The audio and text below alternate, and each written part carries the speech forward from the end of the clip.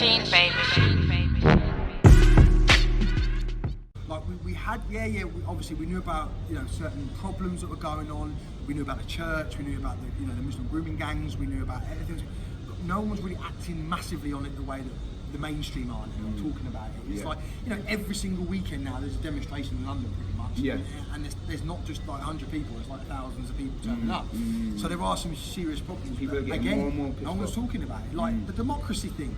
Like, how can you go to London and hold a sign saying defend democracy when you have to be an idiot to actually believe that, hold on a minute, so 17.4 million people voted to leave, they won the referendum, every politician agreed and still agreed that they would abide by that result, and we are now 3 years down the line, there are even political parties that their manifestos are to stop Brexit, that's their manifesto, stop Brexit, and they are, Boris has to do this. It's his only choice. The Queen. That's the will of the people. The will of the people. Whether you like it or not. Whether you like it or not. Like, don't get me wrong. If we'd have lost, and they would have won, yes, I would have been like, but I would have accepted, because you go against that, you ain't got nothing. Yeah. Now, how many people, if we don't come out of the EU, how many of those 17.4 million people would go back to a booth and put their tick on a box? I guarantee there's a large proportion of them that wouldn't do that, because I certainly wouldn't. I would never, ever walk into a polling booth ever again if my vote actually counted for nothing. And they're trying to bring in new laws, they're trying to bring in new little things to try and stop it. They just need to accept it. And then you talk to lefties about the EU, you go, who's your MP, mate? Who's your MEP? So okay, you're here trying to talk about the EU, you ain't got a clue who your MEP is. Okay, who's the president of the European Union? Okay, what policies is it that really get to you that we're going to lose when we come out? Well, it's about this. Apparently, we're going to lose lots, and there's going to be food shortages, and we're never going to have any medicines ever again. It's like, mate, do you know how much billions and billions and billions and billions of pounds that these medicine companies, they make of medicines in this country? There is no way at all. We'll be alright. Nothing's going to happen. And on the scaremongering, because nobody knows what's going to happen after. I had a really good point in it. But my special that is, isn't it? Look how we survived after World War II. Our cities were bombarded with bombs. Yeah, you know, look at us 70, 80 years later, man. I mean, we're coming out of an EU, man. Sometimes you have to go through the rough to get to the smooth. 100%. Sometimes you got to go through the rough to get. It might be 5 years harder, and this is what I think. I just think, oh well. I heard a lot of people saying, oh well, to get over to Europe's going to be hard, and to get over there, well, it should be. If it's hard for us, it should be harder for them. It's nonsense. Suppose it was harder for us, shouldn't it be harder for them to come in as well? I have family who live in France, and it's what people aren't being told is nothing is going to happen. It's like when we wake up on the 1st of November, it's going to be like, everything's still alright. And it's, you know, on the 10th of November and the 30th of November, everything's alright. I can still go and get some bread. Paracetamol still in the shop. It's just they just don't want to come out. They listen, the amount of money that's involved in MEPs. Like Tom obviously found out about the MEP. They get like 60, 70 grand a year. They get, do you know how much tax they pay? Pay 11% tax on their wages. That's the lowest tax. I never knew that. Yeah. And as soon as they get off the plane or they get into the European Union, they get £400 expenses to go and get visited in the pub. They don't actually do anything. They just sit there talking. They're taking the piss. They're not even in touch with even Juncker said out loud on camera, things aren't working at the moment. He's trying to get all the countries to get to the comrade so that what the EU says is fine. When we ever get to that point, it's a dictatorship, man.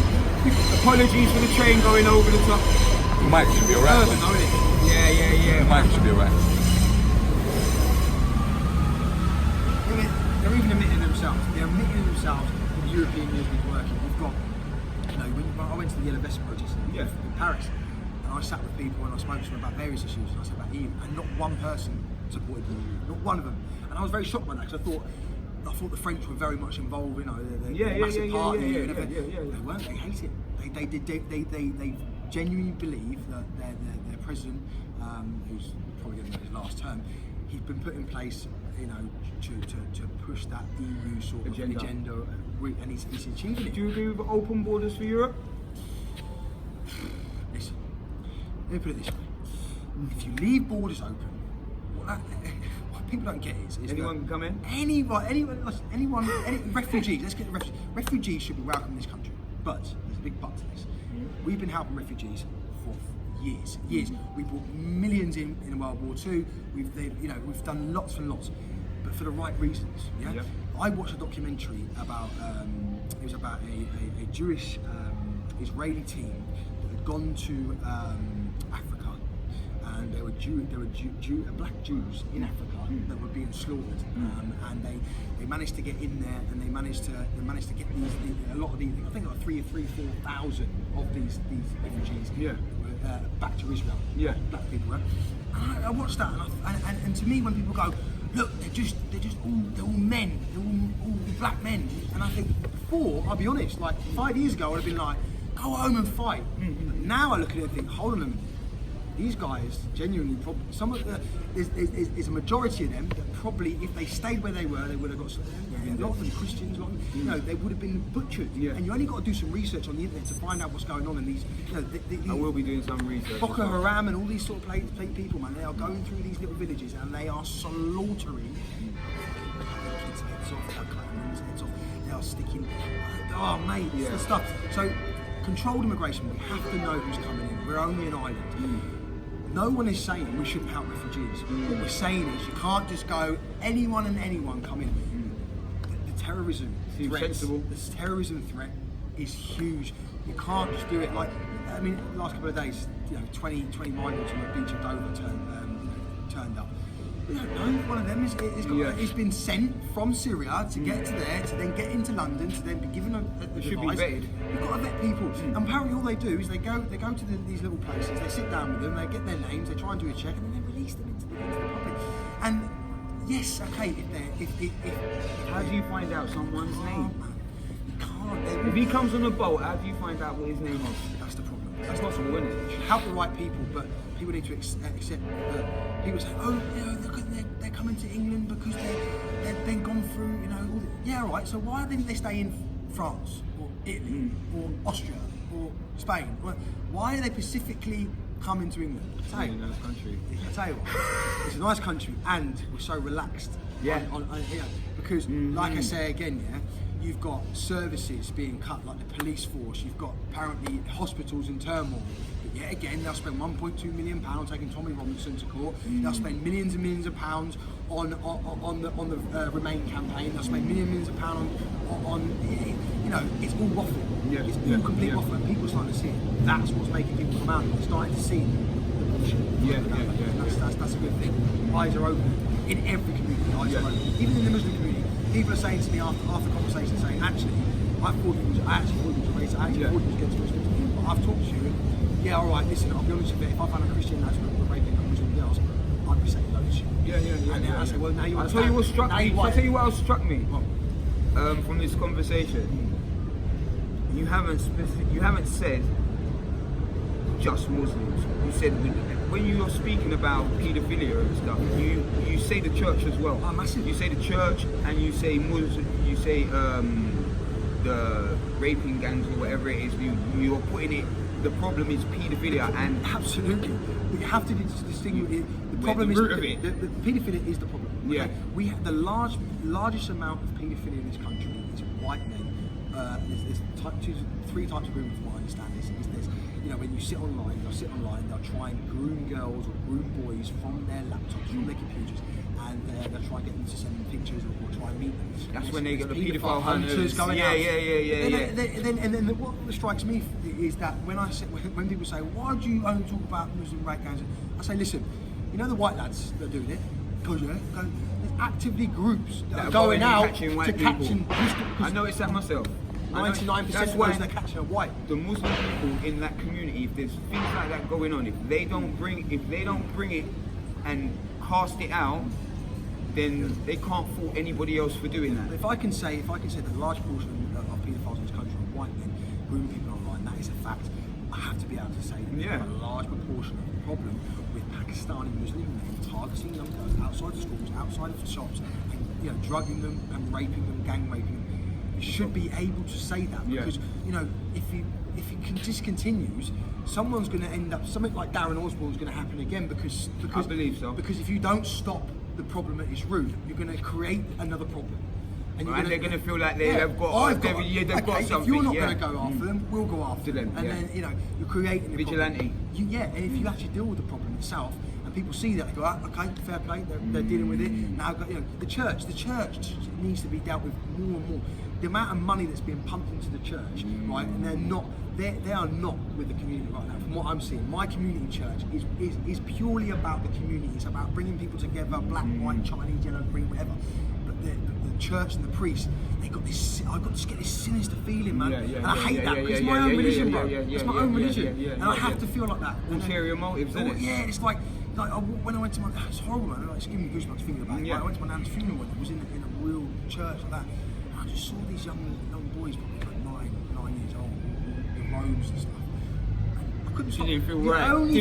The only thing I could think of was like, oh, it was something. Yeah. And because they were walking over and he was being very like, come on, and I thought, you know what? I'm a Christian, I love Jesus, I love God, 100%, but this don't feel right. And there's probably nothing going on. But because we're not dealing with that church side, I have those feelings. But if I can say that about my own religion, then Muslims need to be able to say that about me. That's the problem. Agree with you. They're not allowed to because, from what I understand from Muslims I've spoken to, they tell me off camera the truth. They say, we can't criticise them.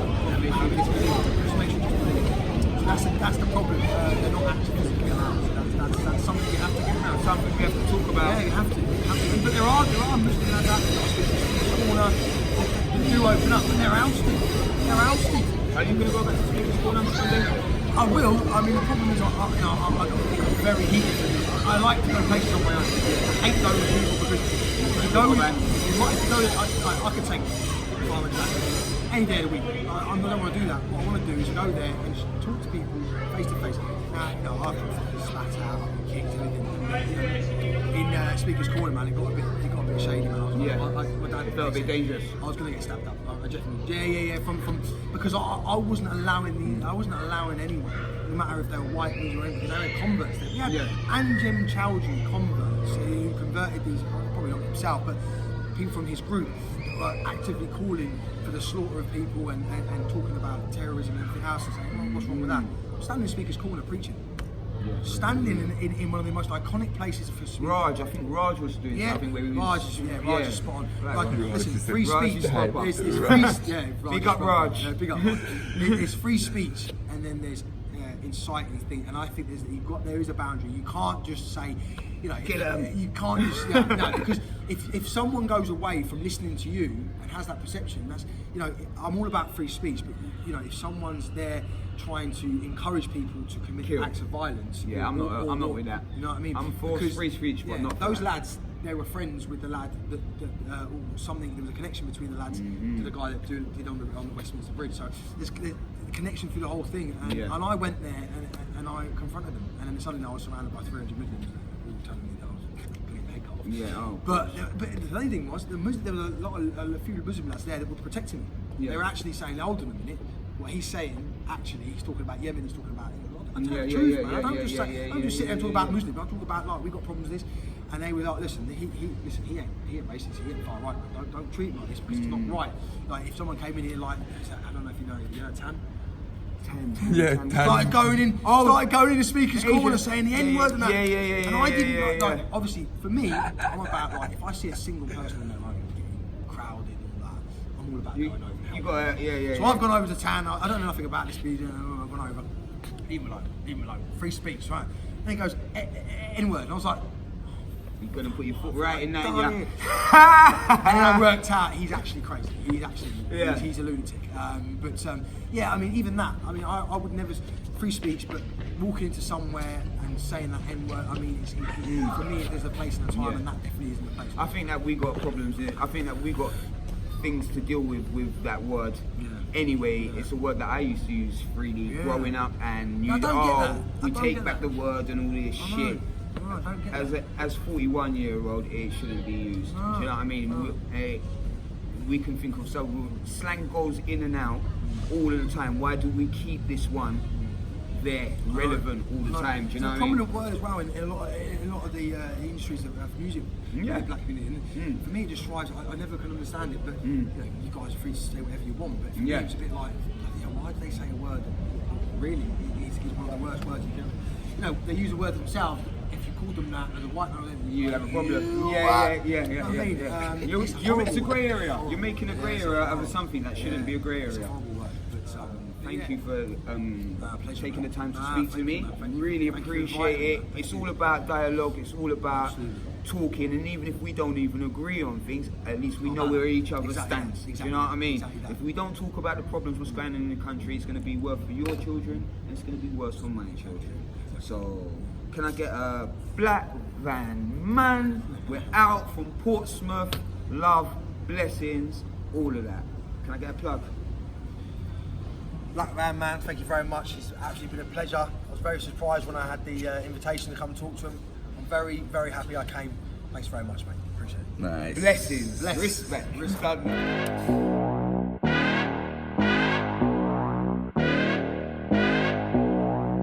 Machine, baby.